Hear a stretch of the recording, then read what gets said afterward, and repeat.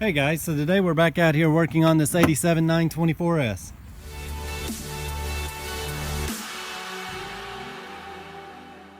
So alright guys, I got the coolant topped off and I got a battery in here, so I'm going to try and start this thing up.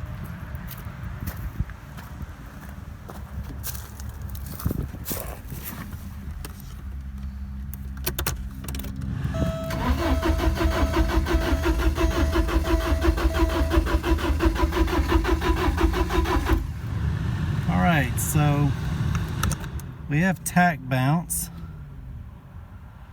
and I haven't hooked up the oil pressure gauge yet, so the light's just going to be on for now. I just want to see if I can fire it up. Sounds like it wants to. I may have to make sure that the fuel pump's running. Alright, so I just checked and there is absolutely no power at the fuel pump, so I should have probably checked this first, but yep, there's the fuse for the fuel pump right here, and it appears to be blown and quite melted, so I'm gonna get another fuse put in there and hopefully we can get the fuel pump. Alright, new fuel pump fuse is in and you can hear it running now. Alright, now that I got the fuel pump working, let's see if this thing's gonna fire up for us.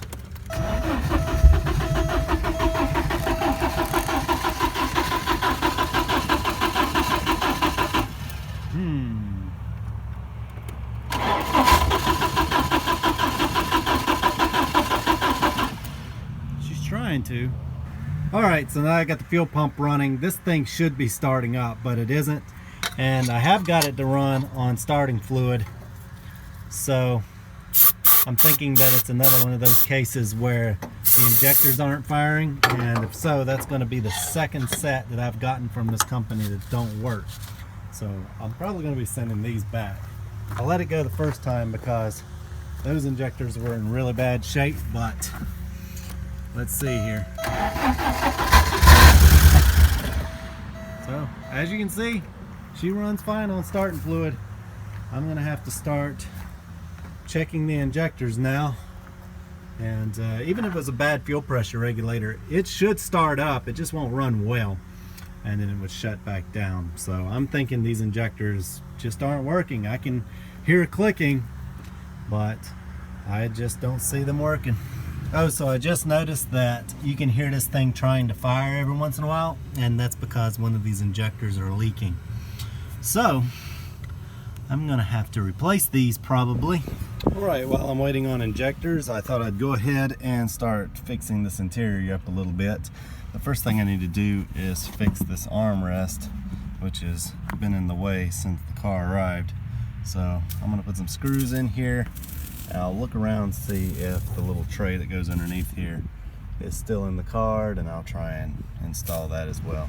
Alright, I've got the armrest reattached now. I'll see about getting some speakers put in here and see if the owner wants a new radio. But for now, I thought I'd turn my attention towards the sunroof here. He told me that it needs new seals, and as you can see, it's going to need a lot more than that. So I have a spare sunroof that I can just take everything from and put it on this one here, and that should get them fixed out.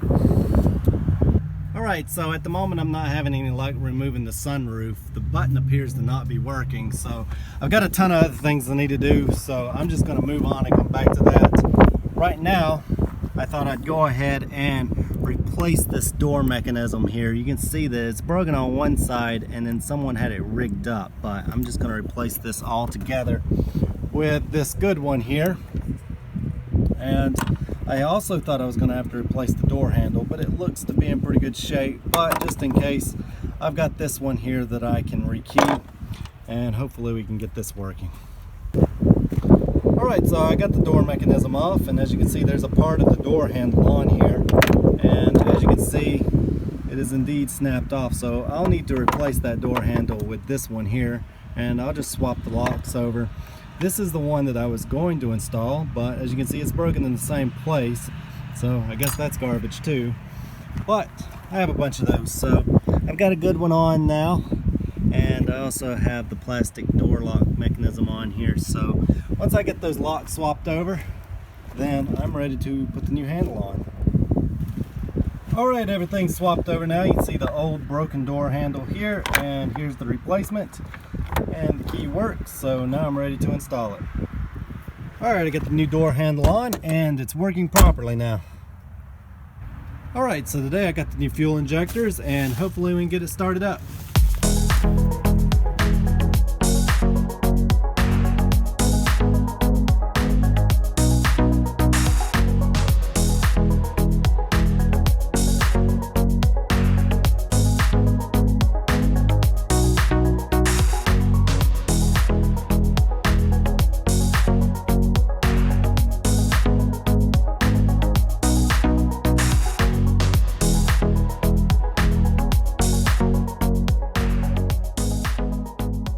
Alright, I have the fuel rail off now, and as you can see I'm draining the fuel out, and the easiest way to do this is to remove the number 4 injector first and just let it drain out on some paper towels. As you can see here, the fuel is yellow and nasty and filled with rust, so I'm probably going to flush the system before I install the new injectors. Speaking of which, here's a quick look at those, and I'll get those in as soon as I get all this cleaned up.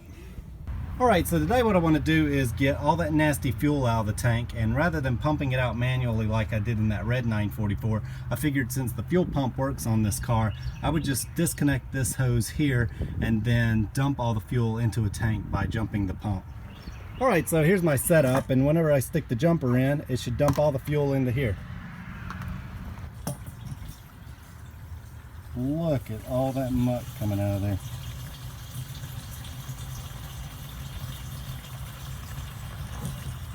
Alright, so it pumped all the fuel out and there wasn't much in there, but it's still better than doing it by hand. So anyway, I'll go ahead and take the hose out here and we'll set it aside for now, and we'll get this fuel taken over here.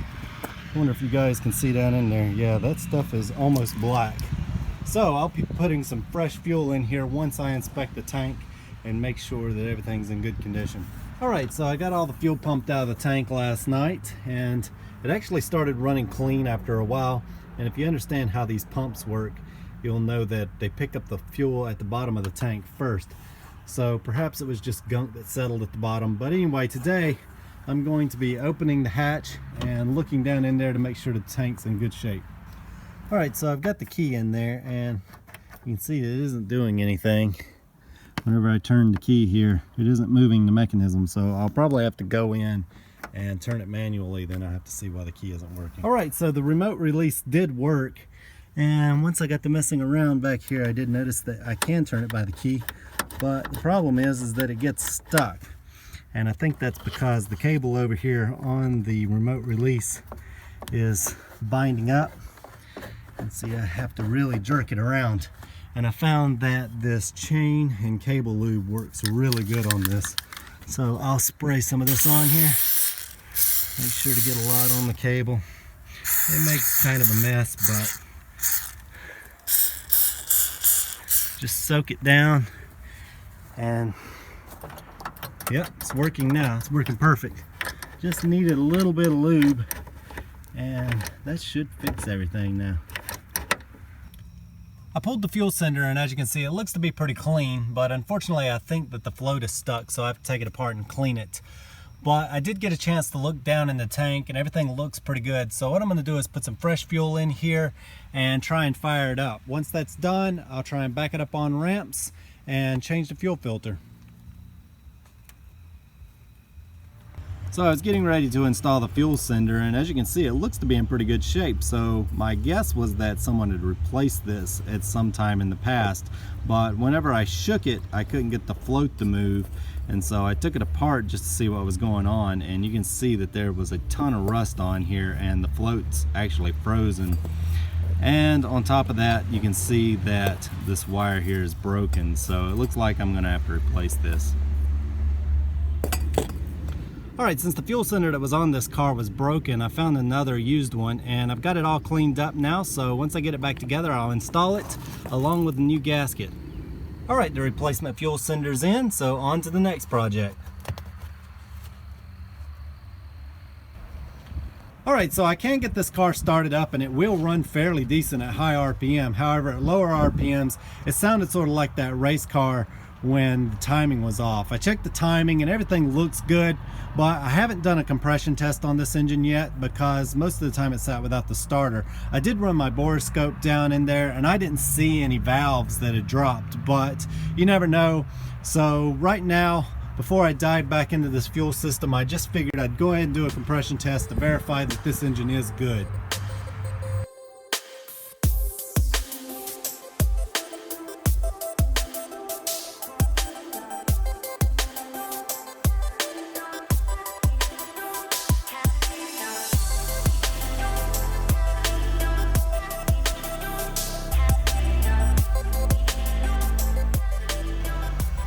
Alright, so the compression test results were pretty good. This car is sat most of the time with a flywheel lock on there, so I wasn't able to do it before. I also like to warm the engines up first, but I wanted to make sure we weren't dealing with an engine that had bent valves before proceeding. So at this point, it likely is still a fuel issue. Alright, so I've already verified that the spark's good, and I've already verified that there's compression. Then this morning what I did was remove the fuel rail and made sure that everything was still clean, and it is. However, it's still running rough. So the next thing I'm going to do is try swapping out the AFM. If that doesn't work, then I'll try swapping in another DME and we'll just go from there. Alright, I've got another airflow meter swapped in here and I'm just going to give this a shot.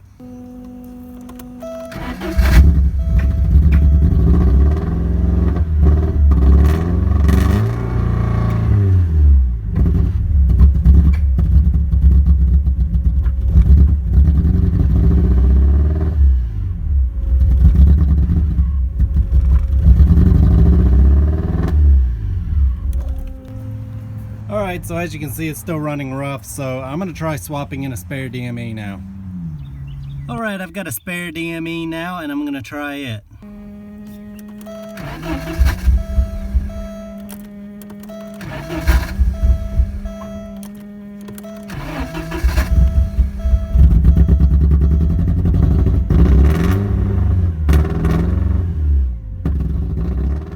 Alright, so swapping in a spare AFM and DME didn't really help much at all, and as you can see, the tack didn't work with the spare DME. So what I'll do next is just go through and verify that there aren't any shorts in these wires. So I've been using a jumper here in the fuel pump relay, so that way I can prime the fuel rail before I even start the car, especially after removing it. And it's been making a lot of noise, but so far it's been working. But I went to start it this time after verifying that the wiring didn't have any shorts, and now I don't hear anything from the pump. So I'm thinking that it's frozen. So I was going to wait until I got this car running to back it up on ramp so that way I could replace the fuel filter, but if the fuel filter is clogged, then it could explain why I'm not getting good fuel pressure up here at the engine, and could also explain why the fuel pump was making noise. So at this point, the only thing I can do is get underneath there and replace both of them and hope that that was the issue. Alright, so I've got a new fuel pump here and a new fuel filter. I'll get those installed and see if it makes a difference. Alright, so I'm underneath here now, and unfortunately I have to dump all that new fuel I just put in. Alright, so I've got the old fuel pump out and the fuel filter, and you can see here that the fuel pump looks to be fairly new. Of course, they're not going to last long when there's a bunch of gunk in the fuel tank. I did notice it was making noise, but I was hoping that it would last just long enough to get the car started, but that wasn't the case. So over here I have a good used fuel pump and a new fuel filter, and hopefully we can get this thing started now. Last night I got the new fuel filter in, and I also installed the replacement pump. Unfortunately, this one isn't working.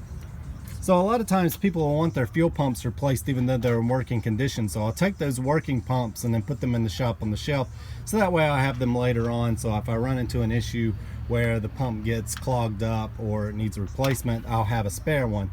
And unfortunately I hadn't been testing them, but that's about to change.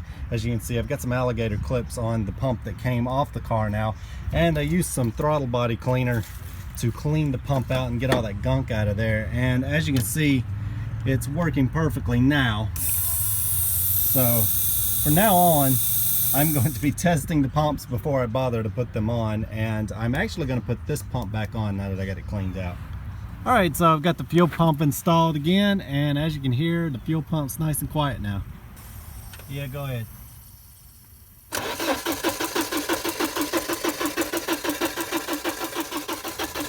Alright, so the fuel's looking pretty good, so I'm going to go ahead and get the fuel rail back on, then I'm going to check the spark. Alright, I've got the fuel rail back on now, and as you can hear, the fuel pump is running quietly.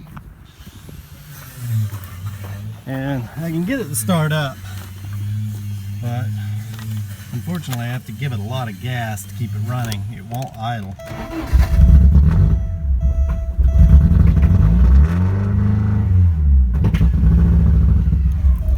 Alright, so the rotor looks good, the cap looks good, even the rotor button here looks good. So the first thing I'm going to do is try swapping in a different coil. You can see I've got a new one here, and there's the old one. I'm just going to try this and see if this helps any. Alright, so let's see what she does.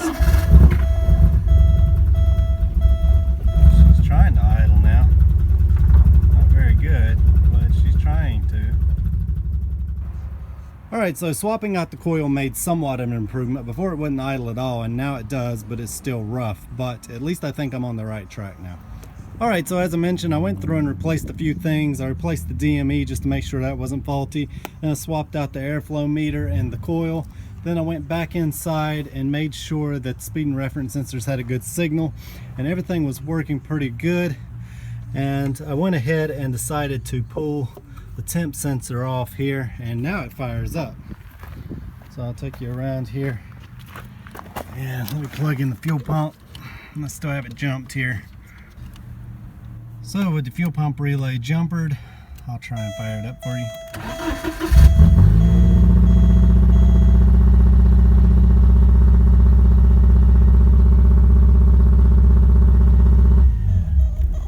So as you can see, it runs. Idle's a little high, but hopefully we can get that sorted out once I replace this temp sensor here. Alright, so I've got the J-boot removed, and I'm going to be replacing this sensor here, and as you can see, I've got a new one right here. Alright, I've got the new sensor in, and hopefully this is going to fix our problem now. Sorry guys, as I mentioned yesterday, the engine does start up, but it only runs well if I unplug the DME temp sensor.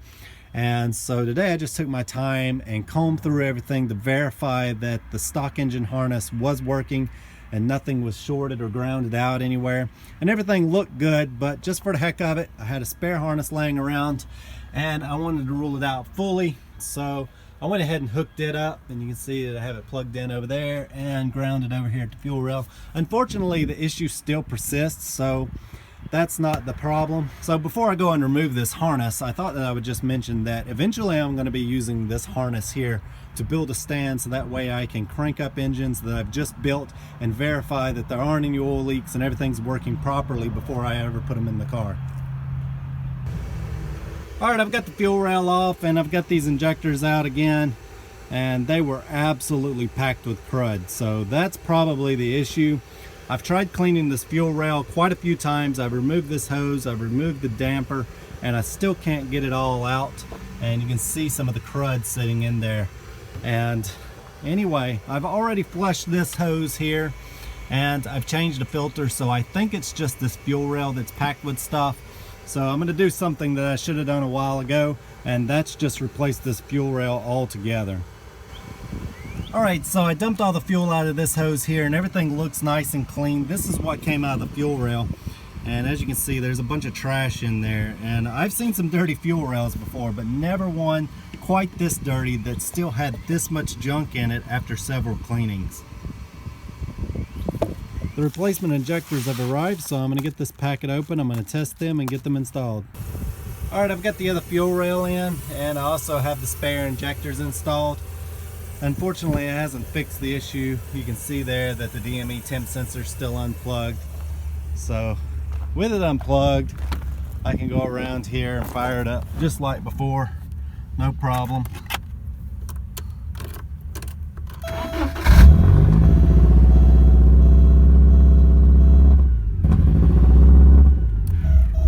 But unfortunately, it doesn't run right even with it unplugged. So I'm just gonna have to keep digging. Alright, so this car has me completely stumped. I know that I've got a clean fuel rail now and the injectors are working. I've swapped out the DME temp sensor. That didn't change anything. I swapped out the airflow meter. I swapped out the DME. I verified the speed and reference sensors are working. I've checked the wiring. I even swapped in a spare harness and it made no difference whatsoever. So I've either got a vacuum leak or the reference sensors could be gapped wrong. That's just a shot in the dark. But I did find a small crack in the J-boot here, but I don't really think that that's causing the issue. I'm gonna get this swapped out just to make sure though. And then I'm just gonna go ahead and pull the intake. I'm gonna verify the gap on the speed and reference sensors and we'll just go from there.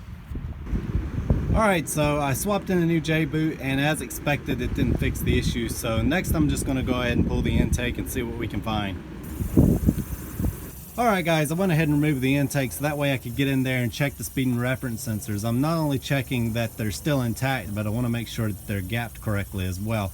I didn't do that before, but I have them both pulled and everything looks good, and I'm actually running out of things to check, so I just thought I'd go ahead and stick my gauge on the fuel rail here just to verify that I'm getting adequate fuel pressure, which I am. So as I mentioned, I'm running out of things to check and none of this really makes any sense why it's not running correctly. Alright, so I've got everything ready for the intake to go back on and I've taken pretty much everything apart. I've made sure that the timing marks are spot on. I've checked the speed and reference sensors. As I mentioned before I did all this, I've replaced pretty much everything including the wiring harness and I still couldn't find the issue. As I was putting the intake back on, I did happen to find that a gasket was stuck to it like that. So if this happens to be the issue, then I'm gonna kick myself because sometimes you just get in a hurry and you don't notice things like that. But that right there could have been lifting this up just enough to create a vacuum leak on all these other runners, and maybe that was it. I was putting the intake back on when I noticed this hose was cracked up. I started picking at it just to check the condition and a big hole formed in it. So I'm going to go ahead and replace that with another one here. Alright, I've got the other hose swapped on now, so let's get this intake back on. I got the intake put back on last night and I verified that everything was put together correctly this time. And I've even got the DME temp sensor plugged in, so let's try and start it up.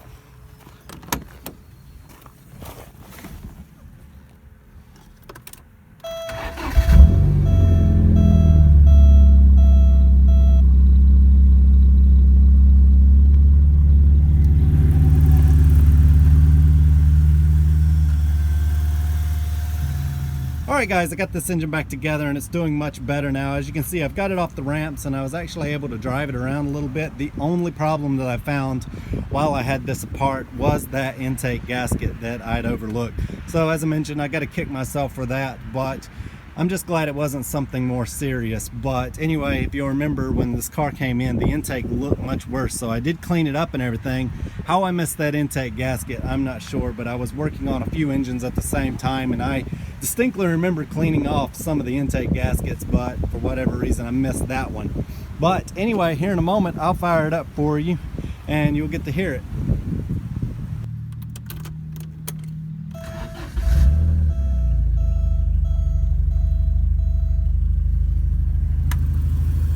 So as you can see, it fires right up.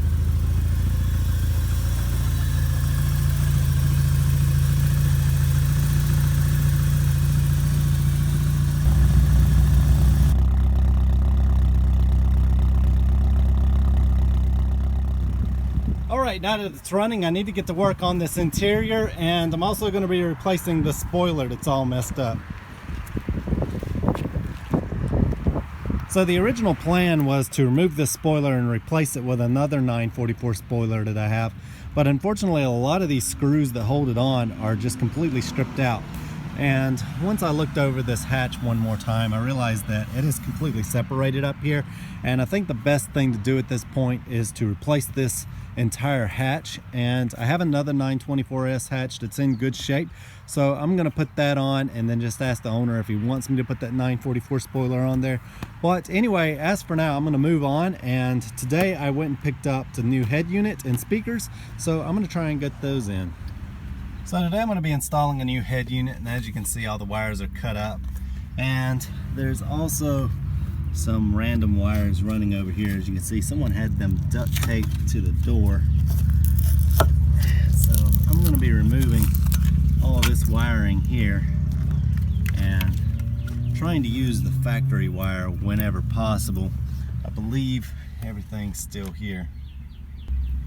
Alright, I've got all the wiring sorted out now, and over here I have the power supply wires. This one with the white stripe comes from the battery, so it supplies 12 volts at all times.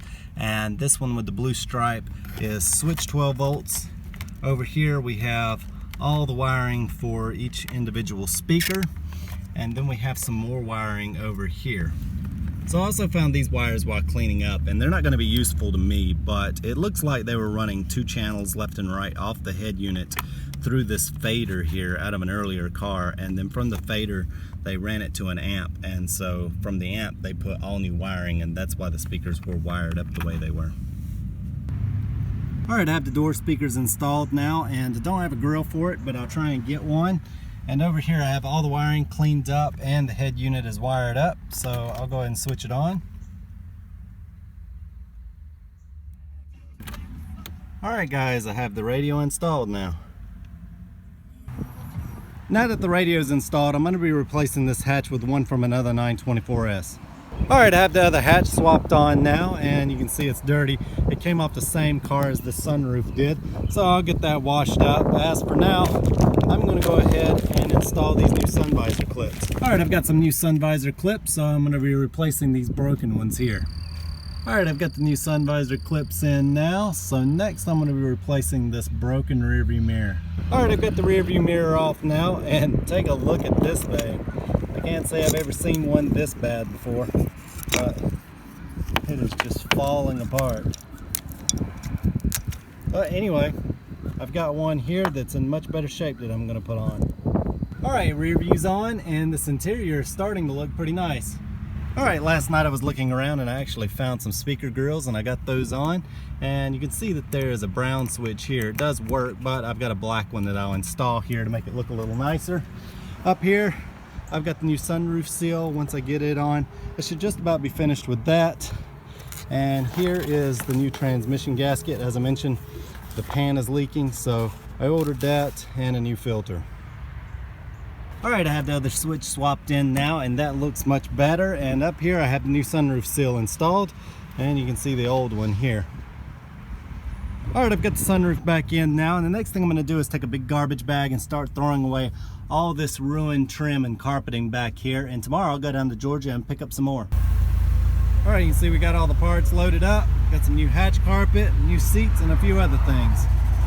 Alright, so I've been cleaning everything up. I have the carpet out over here, so I'm going to be working over here. You can see I picked up some new seats that don't have any tears in them, and I also picked up some rear carpeting. But before I put these seats in, I'm going to be steam cleaning them to make sure they're clean. Alright, I've got my steam cleaner out now. I'm going to try and clean these seats up.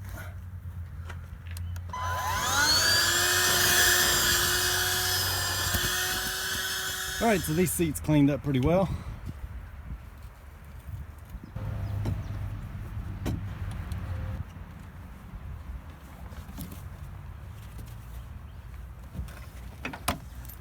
Alright, Patrick's got the old ratty seat out now.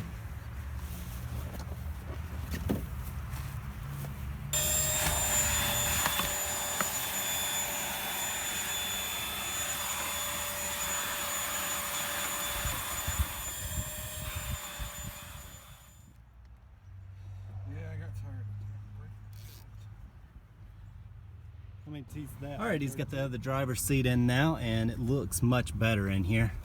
And we're going to keep the passenger seat since it's in good shape. I'll just clean it up.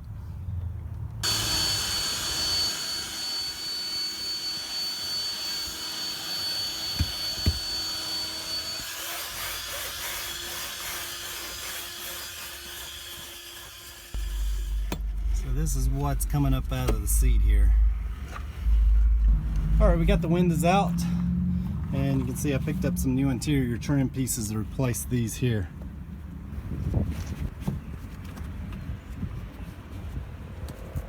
Alright, new panels are in. Since this side carpet's in a little bit better condition than the ones I picked up, I'm just going to try steam cleaning it and see if that helps.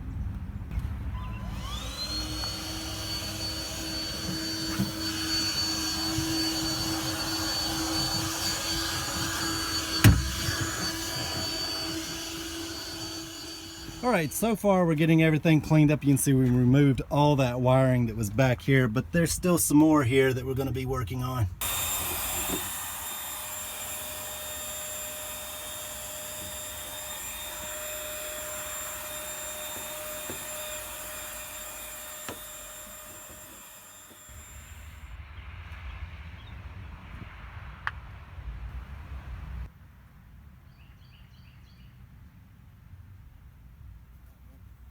Alright, now that we have the interior cleaned up, I'm going to be putting this car up on ramps so that way I can get under there and change that leaky transmission seal.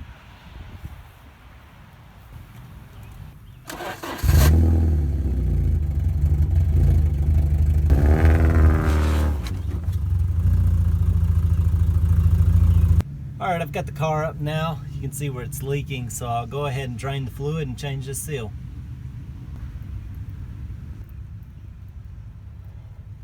Alright, I have the pan off now, so next I'll change the filter and the gasket.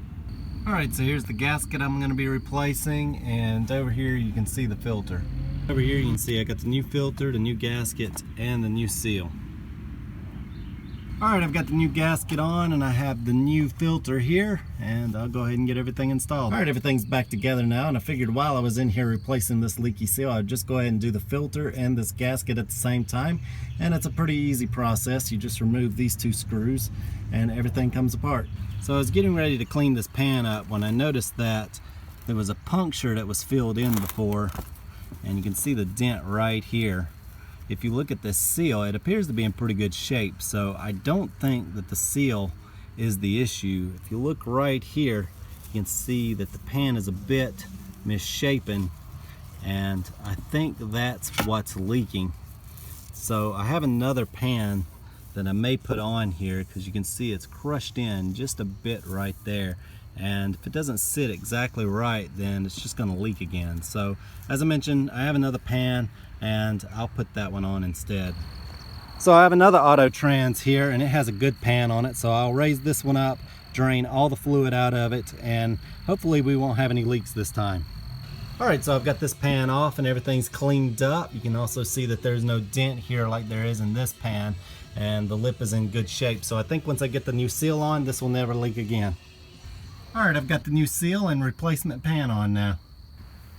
Alright, I'm slowly wrapping this car up. As you can see, I've got the air box in now, and I put the new injectors back in, and everything has brand new O-rings, so shouldn't leak. And I installed a new battery, so I'll go around here and start it up.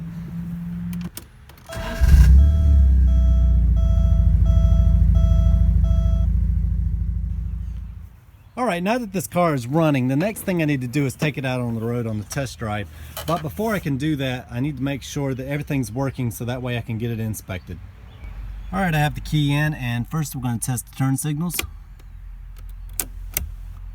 As you can see, nothing is happening, so I'll go ahead and leave this down and we'll check the bulbs and see if they're working first. So that's a good sign. So it might just be a relay, so I have to get under there and check that out. But while I'm here, I'll go ahead and check the park lights. See the headlights turn on.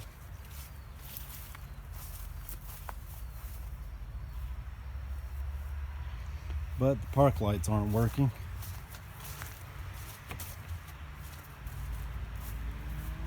So the first thing I'll do is check the fuse and go from there. Alright, so I've got my flashlight here, and the first thing we're going to be doing is checking fuses 12, 13, and 14, and they all look good. So next I'll check everything with the multimeter just to make sure I'm getting power to them. Alright, so I'm not getting power to the fuses, so the next thing I'm going to do is pull out the wiring diagram and trace everything back to the battery. Alright, so I've traced the tail lights back to their fuse here, and then that goes over to the switch, and it should get power from this red wire here. So next I'll pull the switch and verify that I have power coming from that red wire. Alright, I have the switch out now and you can see the red wire here, and I am getting 12 volts. So my first thought is that the switch is bad. Alright, so I have the replacement switch in now, and this is a known good switch. Works fine in another car. And still no dice. So there's something going on here, but I'm not sure what it is. So I've gotten the park lights to work with a jumper installed, but it doesn't explain why they don't turn on with a known good switch.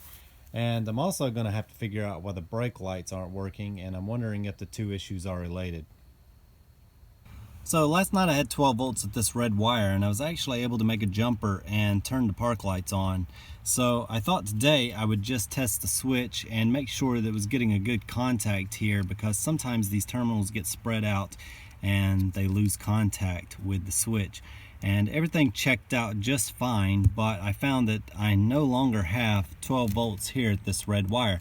So I've got everything apart now, and I'm just trying to trace it back. According to this diagram here, it runs D3, so I'm just trying to figure out where that is and see if it's making a good connection there. Alright, according to the wiring diagram, this red wire runs to D3, and if you look at the back of the fuse box and you pull plug D and you look at the third socket, you can see that there are burn marks here.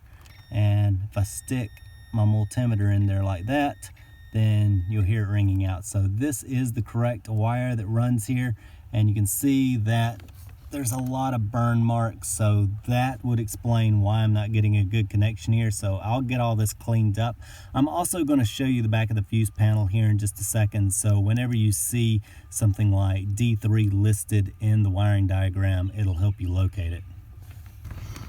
Alright, so we're in behind the fuse panel now, and basically if you see anything in your wiring diagram that refers to A2 or D3 in my case, then you're just going to look at these sockets here, and this one will be A, B, C, and then I pull D, and then you're going to look at the third wire, and they're all numbered.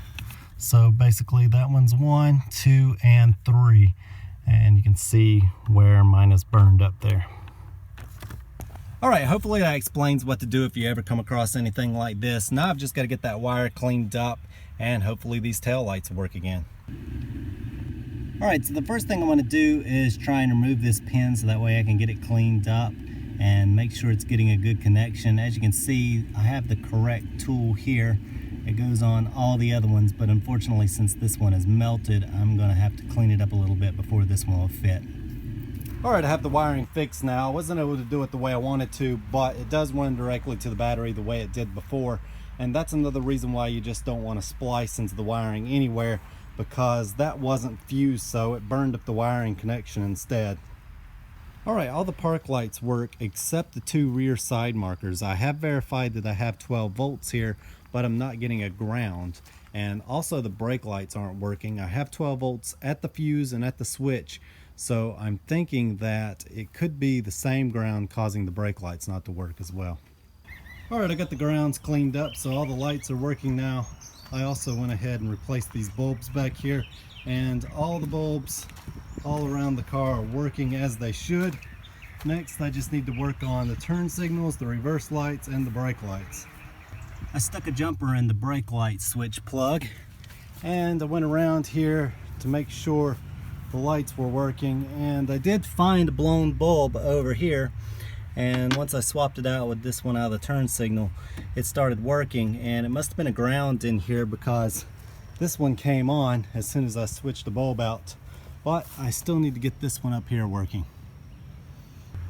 Alright, I pulled this down and there's no bulb inside, so hopefully once I install a new bulb we'll have the brake lights working.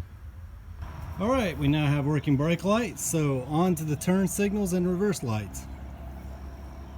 Alright, I've got the reverse lights working now. There was just a little bit of corrosion in there. I was able to clean that off and put some new bulbs in, and now I have all the bulbs working like they should. The next thing I need to figure out is what's going on with the turn signals. As you can see, I have the hazards on right now, but they aren't flashing, so I'm thinking that may be due to the relay. All right, new flasher relay is in and everything's working as it should now. Next thing I need to do is replace this mirror. As you can see, it's one of those plastic replacement mirrors that you just sort of cut out and then glue in place. They don't work well even when they are new, but as you can see, they age very poorly. So I'm going to take this one off and replace it with this one here once I get it cleaned up. All right, I now have the new replacement mirror installed. I've got the car washed now, and as you can see, the sunroof and the hatch look pretty nice. I'm actually going to leave the sunroof white because he's going to repaint the entire car once he gets it back. Today I've got it over at the shop getting it inspected, and afterwards I'll take it to get the oil changed.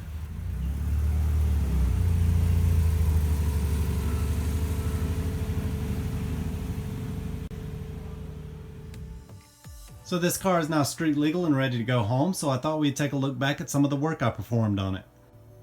When this car first came in, it needed a lot of work. There were many cut vacuum lines and coolant hoses, and I also needed to replace the fuel lines. But before I could start on all that, I needed to tear the engine down and replace the front seals and the water pump. So while I had everything apart, I replaced the oil cooler seals and the air oil separator seals, then I installed new belts and rollers. Once that was done, I finally got around to replacing all the hoses, including the fuel lines, and we installed new engine mounts.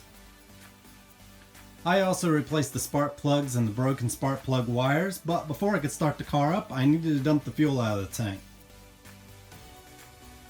Once I had all the fuel pumped out, I went ahead and removed the sender just to check the condition of the tank, only to find that the fuel sender needed to be replaced. Once I replaced the sender, I tried to start the car only to have the fuel pump clog up. I first tried replacing the pump, but I didn't have much luck, so I went ahead and cleaned the gunk out of the original pump and got it working again. Once I'd cleaned the fuel pump, I went ahead and changed the filter, and this time it operated much quieter. Once I had the fuel system cleaned out, I tried starting the car up only to find it didn't run right. I tried swapping out the airflow meter, the DME, the wiring harness, and a few other things to see if it wouldn't resolve the issue.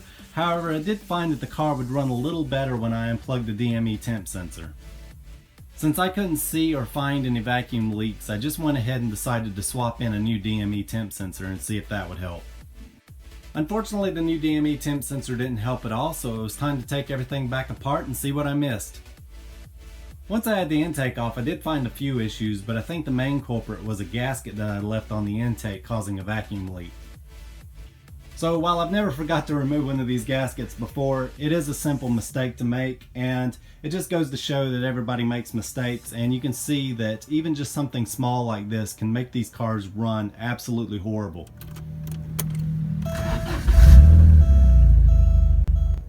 So once it was up and running, it was time to start cleaning this car up. I started out by installing a new radio, then I swapped in a new sunroof and hatch.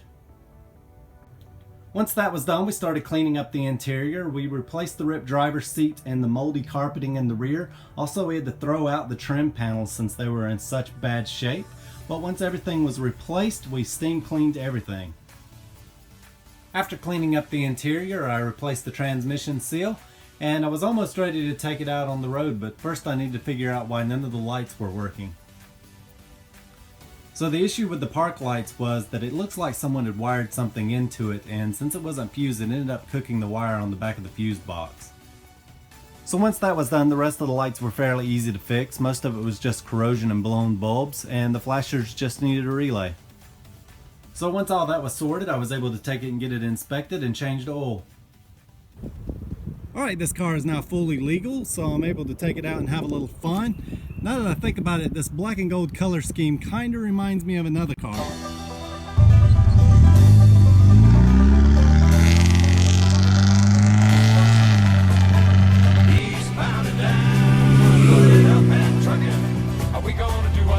No man, just spin it. Looks like we got some smokies up ahead. Over. And it's short time to get there. I'm eastbound, just watch your bandit run. Keep your foot hard on the pedal. Some never mind your brakes. Let it all hang out, cause we got a run to make. The boys are thirsty in Atlanta, and there's beer in Texarkana, and we'll bring it back no matter what it takes. guys, that's just about going to do it for this video. If you'd like to stay up to date with some of the projects we're working on around the shop, come join us on Facebook. I'll leave a link in the description below. I'd also like to thank everyone who supports this channel on Patreon, since these videos would not be possible without you. But anyway guys, that's going to do it. I hope you enjoyed it, and we'll see you next time.